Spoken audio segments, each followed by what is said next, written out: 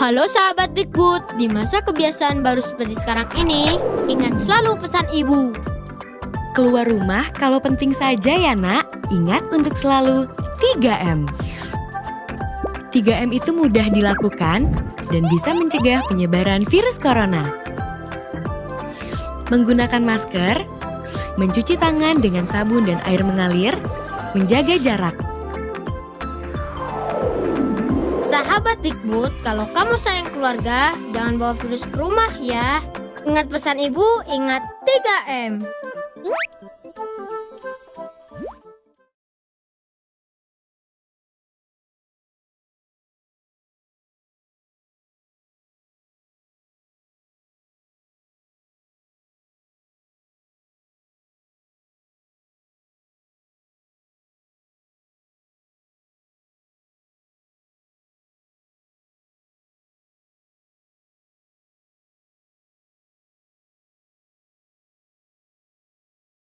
Nah, sebelum mulai pembelajaran, marilah kita sejenak untuk menyanyikan lagu nasional sebagai bentuk rasa nasionalisme dan sebagai wujud bahwa kita bangga menjadi bagian dari warga negara Indonesia. Nah, pada lagu ini adalah lagu yang mencerminkan semangat kepemudaan. Bahkan Insinyur Soekarno itu dulu pernah mengatakan bahwa berikan aku 1000 orang tua, maka akan kucabut Semeru itu dari akar-akarnya, dan berikan aku 1 pemuda, maka akan kuguncang seluruh dunia. Nah, inilah salah satu perkataan dari Insinyur Soekarno pada pidatonya. Nah, untuk itu kalian sebagai seorang pemuda maka harus punya semangat seperti Insinyur Soekarno.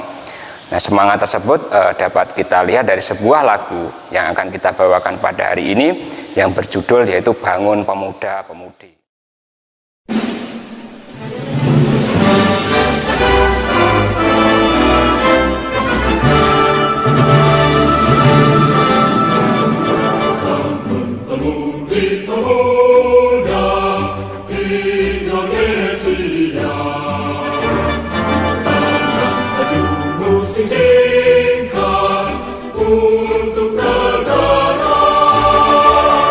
Masa yang akan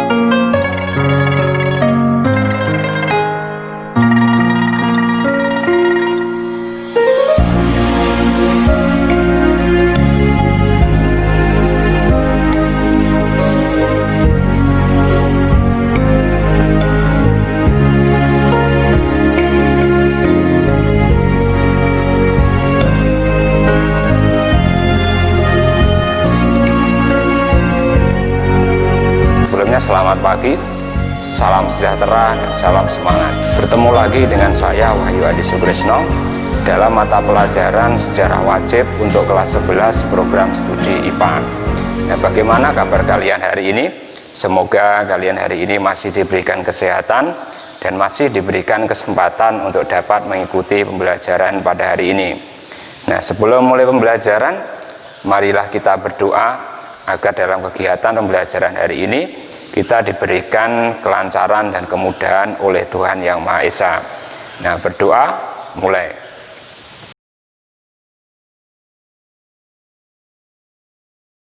Berdoa selesai. Nah, pada hari ini saya akan kembali membawakan sebuah kisah. Kalau pada minggu lalu saya sudah bercerita mengenai perlawanan rakyat Makassar dan perlawanan rakyat Maluku, maka untuk pada hari ini saya akan membawakan sebuah kisah mengenai perlawanan Laskar Cina Jawa melawan kongsi dagang VOC. Nah, perlu diketahui bahwa negara Cina ini merupakan salah satu negara dengan jumlah penduduk terpadat di dunia. Bahkan jumlah penduduk tersebut hampir mencapai 1 miliar, bahkan mungkin bisa lebih pada tahun sekarang ini. Nah, persebaran penduduk Cina ini tersebar hampir di seluruh benua, mulai dari benua Amerika, benua Australia, benua Eropa, bahkan juga sampai di negara kita, yaitu di negara Indonesia. Di Indonesia sendiri, etnis Cina ini dapat kita temui di lingkungan sekitar kita. Akan tetapi yang menjadi permasalahan di Indonesia ini adalah adanya sentimen etnis yang masih sering kita dengar. Apalagi etnis Cina ini selalu menjadi kambing hitam dalam setiap permasalahan yang terjadi di negara ini. Contohnya adalah kerusuhan massa pada bulan Mei tahun 98 yang terjadi di daerah Jakarta dan di daerah Solo. Jadi ketika itu warga lokal atau warga pribumi itu membakar rumah-rumah dari para penduduk Tionghoa.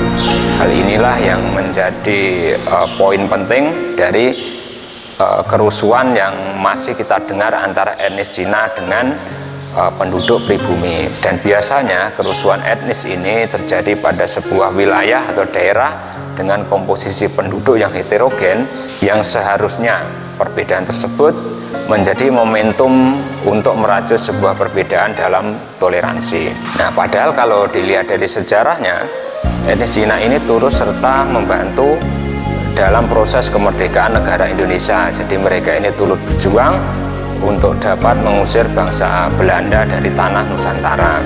Nah, selanjutnya ternyata benturan etnis ini lahir akibat sebuah kebijakan yang diterapkan pemerintahan kolonial Belanda pada saat Belanda itu berkuasa di Nusantara. Belanda ini memang sengaja untuk menanamkan bibit permusuhan antara etnis Cina dengan penduduk pribumi. Contohnya adalah dari segi status kewarganegaraan. Jadi pada saat penjajahan kolonial Belanda, nah pemerintah Belanda itu membagi tingkatan kewarganegaraan di wilayah jajahan. Jadi kalau yang golongan pertama itu dinamakan dengan golongan Eropa. Kalau golongan 2 itu berarti dinamakan dengan golongan timur asing. Selanjutnya golongan paling rendah itu adalah golongan pribumi. Nah pada waktu itu orang-orang Cina ini dimasukkan ke dalam golongan 2 atau dinamakan dengan timur asing. Maka kedudukan dari orang Cina ini tentunya lebih tinggi dari kedudukan pribumi. Nah inilah yang menyebabkan nanti adanya kesenjangan sosial antara penduduk pribumi dengan penduduk timur asing atau orang Cina ini. Nah akhirnya apa dampaknya? Yaitu orang-orang Cina ini enggan untuk bersosialisasi dengan penduduk pribumi. Begitu juga dengan penduduk pribumi, karena kastanya terendah dan menganggap orang Cina itu lebih tinggi, mereka ini juga enggan untuk bersosialisasi karena dirasa bahwa orang Cina ini adalah orang yang bersekutu dengan bangsa-bangsa penjajah. Inilah salah satu kelicikan Belanda untuk membuat permusuhan atau perpecahan di tanah Nusantara. Nah, selanjutnya adalah mengapa bangsa Belanda itu sangat khawatir jika etnis Tionghoa atau etnis Cina ini bersatu dengan para penduduk pribumi. Nah, hal ini terjadi karena pada waktu itu ada sebuah peristiwa yang membuat Belanda itu menjadi kalang kabut. Nah, peristiwa tersebut dinamakan dengan Perang Geger Pacinan. Nah, apa itu Perang Geger Pacinan? Perang Geger Pacinan itu adalah sebuah perang antara Laskar Cina Jawa atau koalisi Cina Jawa melawan kongsi dagang VOC, dan terjadi dalam kurun waktu 4 tahun, yaitu mulai dari tahun 1740 sampai dengan tahun 1743. Nah, Perang Geger Pacinan ini dinamakan juga dengan Perang Sepanjang dan menjadi salah satu bagian dari Perang Jawa terbesar yang dilakukan oleh VOC melawan etnis Cina Jawa setelah 100 tahun perang dengan Sultan Agung. Nah, selanjutnya adalah apa yang menjadi penyebab dari Perang Geger Pacinan ini atau perang antara Laskar Cina Jawa melawan kongsi dagang VOC.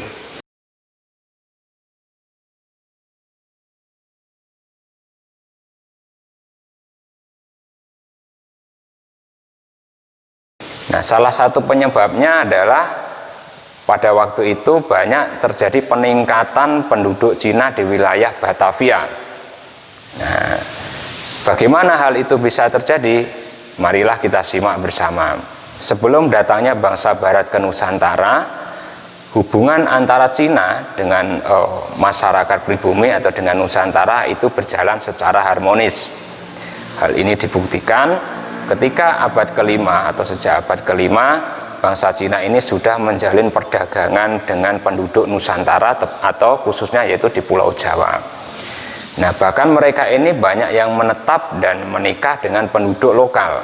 Dengan menikah dan menetap dengan penduduk lokal ini, maka otomatis peningkatan penduduk etnis Cina di Nusantara ini juga bertambah. Peristiwa tersebut kembali terulang pada abad ke-17 ketika VOC ini berkuasa di Nusantara, yaitu dengan peningkatan jumlah penduduk Cina yang meningkat tajam. Nah, mengapa terjadi hal seperti itu? Karena memang pada waktu itu VOC ini sengaja mendatangkan mereka langsung dari negeri Tiongkok. Nah, VOC mendatangkan mereka karena pada saat itu VOC ini mempunyai proyek untuk membangun sebuah kota Batavia. Nah, dalam proyek tersebut tentunya memerlukan banyak pekerja. Maka diambillah para pekerja dari negeri Tiongkok ini. Nah, selain mereka bekerja sebagai buruh bangunan atau pekerja proyek, maka sebagian besar penduduk Cina yang datang ke Nusantara ini juga ada yang bekerja di pabrik gula milik swasta kaya Cina dan milik perusahaan Belanda. Ada juga yang menjadi pedagang-pedagang di wilayah kota Batavia. Nah, dengan datangnya para penduduk Cina ini, otomatis jumlah penduduk Cina ini meningkat tajam. Yang awalnya hanya sekitar 7.500-an itu meningkat menjadi 10.000 penduduk dengan etnis Cina. Nah, meningkatnya jumlah penduduk Cina di wilayah Batavia ini ternyata memberikan ancaman tersendiri bagi VOC itu. Nah, ancaman tersebut datang ketika pada saat itu harga gula ini menurun tajam di pasaran dunia. Akibatnya para pekerja atau buruh pabrik gula ini menjadi banyak yang di PHK. Jadi banyak yang diberhentikan, penghasilan mereka berkurang, akhirnya terjadi banyak pengangguran dan kriminalitas. Nah, tentu saja kriminalitas ini yang akan merugikan dari VOC itu sendiri. Nah, penyebab konflik ini juga diperparah ketika Gubernur Jenderal Belanda di Batavia yang bernama Adrian Flackener itu menerapkan kebijakan surat izin tinggal yang diperketat. Pada saat itu, Gubernur Jenderal Adrian Flackener ini mengeluarkan sebuah kebijakan bahwasanya barang siapa yang tidak memiliki surat izin tinggal di Batavia maka akan siap-siap untuk dideportasi ke negaranya atau akan dipekerjakan di sebuah negara yang bernama Ceylon.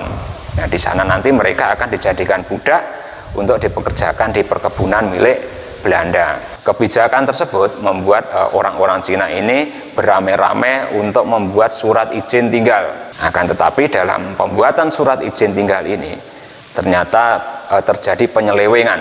Nah, penyelewengan tersebut dilakukan oleh para pegawai VOC sendiri, di mana penyelewengan tersebut adalah terkait dengan biaya pembuatan surat izin tinggal. Secara resmi biaya untuk membuat surat izin tinggal ini hanya dikenakan sekitar 2.000. Akan tetapi Belanda atau pegawai VOC pada saat itu menarik biaya yang lebih mahal dari harga resmi. Nah, inilah salah satu tindakan penyelewengan yang dilakukan oleh VOC atau dalam tanda kutip adalah dengan melakukan korupsi. Nah, akhirnya apa? Dengan mahalnya untuk mendapatkan surat izin tinggal itu, banyak dari orang-orang Cina ini yang tidak memiliki surat izin tinggal. Untuk menangani tersebut, maka VOC ini senantiasa melakukan sweeping. Jadi barang siapa yang tidak memiliki izin tinggal maka akan langsung dibawa ke markas VOC, ada yang dipenjara, terus direncanakan untuk dipekerjakan di sebuah negara Sri Lanka atau dibuang ke Sri Lanka. Nah, isu tersebut berkembang ketika orang yang akan dibuang ke Sri Lanka ini ternyata ditenggelamkan di tengah laut. Nah, inilah yang akan menjadi titik awal pemberontakan dari etnis Cina di Batavia melawan fungsi dagang VOC. Nah, puncak pemberontakan itu terjadi pada tahun 1740 ketika terjadi kebakaran hebat di wilayah Batavia. VOC menduga bahwa kebakaran tersebut terjadi akibat ulah dari pemberontak Cina yang tidak sepakat atau tidak setuju dengan kebijakan yang dikeluarkan oleh Gubernur Jenderal Adrian Flackener. Akhirnya apa? VOC melakukan sweeping, memasuki rumah-rumah orang Cina ini dan melakukan pembunuhan atau pembantaian massal terhadap etnis Cina. Diperkirakan pada waktu itu sekitar 10.000 lebih orang-orang Cina ini ditembak mati oleh pasukan VOC. Nah, inilah kekejaman VOC pada masa perang Geger Pacinan. Akhirnya apa? Penduduk yang selamat ini mencoba untuk melarikan diri dan keluar dari wilayah Batavia. Nah, di luar Batavia, mereka ini menyusun sebuah strategi untuk membalas dendam. Ya, intinya membalas dendam terhadap apa yang dilakukan VOC terhadap etnis Cina di Nusantara. Dan kebanyakan para etnis Cina yang berhasil keluar dari wilayah Batavia ini bersekutu dengan Kerajaan Mataram untuk memberontak terhadap VOC. Nah, dengan bersekutu dengan Kerajaan Mataram ini otomatis membuat sebuah koalisi yang dinamakan dengan Laskar Cina Jawa. Nah, Laskar Cina Jawa inilah nanti yang akan membuat VOC itu kalang kabut dalam peperangan Geger Pacinan. Nah, selanjutnya adalah bagaimana jalannya peperangan yang dilakukan oleh Laskar Cina Jawa di luar Batavia ini.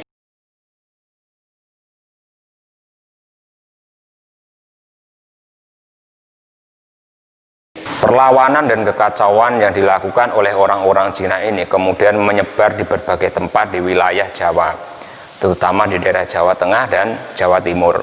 Nah, salah satu tokoh yang terkenal dalam pemberontakan ini adalah Oipanko, atau disebut juga dengan Kapiten Sepanjang.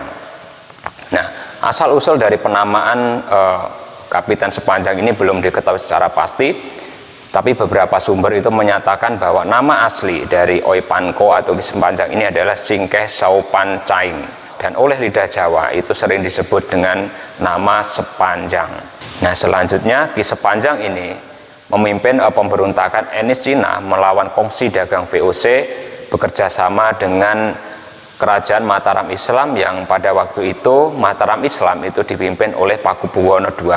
Dengan bekerja sama dengan kerajaan Mataram ini, maka kekuatan dari etnis Cina ini semakin meningkat.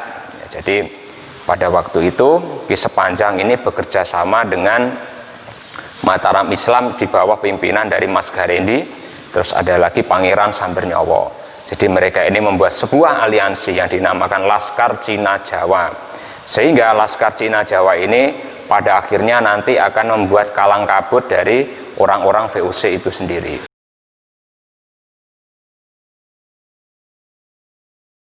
Puncak peristiwa dari pemberontakan di luar Batavia ini terjadi pada tanggal 5 Agustus tahun 1741. Jadi ketika itu pasukan Laskar Cina Jawa ini membombardir benteng-benteng VOC di wilayah Kartasura, atau kalau sekarang dinamakan Kota Solo. Nah, momentum penyerangan benteng-benteng VOC di wilayah Kartasura ini menandai dimulainya perang Geger Pacinan atau Perang Kuning yang terjadi antara Mataram dengan pasukan VOC. Nah, setelah penyerangan benteng VOC di wilayah Kartasura ini, maka meletuslah berbagai perang melawan kongsi dagang VOC itu di berbagai wilayah di daerah Jawa Tengah dan Jawa Timur. Jadi Laskar Tionghoa dan Jawa ini bersatu untuk melawan kongsi dagang VOC. Nah, peperangan tersebut membuat VOC sendiri kewalahan. Nah, sehingga VOC itu harus meminta bantuan dari Pangeran Cakraningrat kelima yang berkedudukan di Madura. Pangeran Cakraningrat kelima ini akhirnya menyetujui untuk membantu mengirimkan pasukan dalam perang melawan Laskar Cina Jawa ini, dengan syarat yaitu bahwasanya VOC ini mau membantu untuk melepaskan diri dari kerajaan Mataram Islam. Nah, yang menjadi pertanyaan adalah mengapa Pangeran Cakraningrat kelima ini ingin melepaskan diri dari wilayah Mataram Islam. Nah, karena pada waktu itu Pangeran Cakraningrat kelima ini menilai bahwa pemerintahan di wilayah Mataram Islam ini dinilai adalah pemerintahan yang bobrok. Nah, inilah yang menyebabkan kebencian terhadap kerajaan Mataram itu sendiri, sehingga ia memilih berkoalisi dengan bangsa VOC. Pada perang Geger Pacinan ini juga banyak sekali strategi atau taktik yang digunakan dalam melumpuhkan pasukan VOC. Nah, diantaranya adalah perang gerilya, terus ada lagi perang di hutan-hutan, dan ada lagi satu yaitu perang jarak dekat. Nah, di mana perang jarak dekat ini menjadi nilai plus ya untuk melumpuhkan VOC sendiri.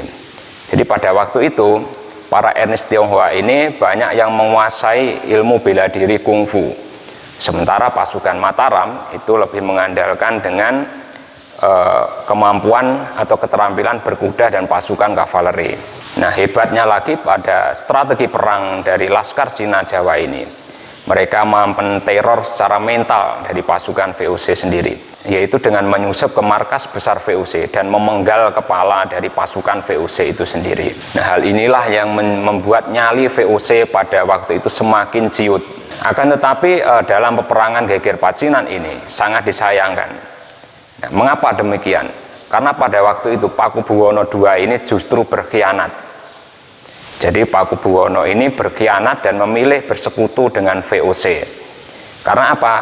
Ada konflik tadi, jadi antara Cakraningrat kelima dengan Pakubuwono tadi, sehingga menebar bibit kebencian di antara keduanya.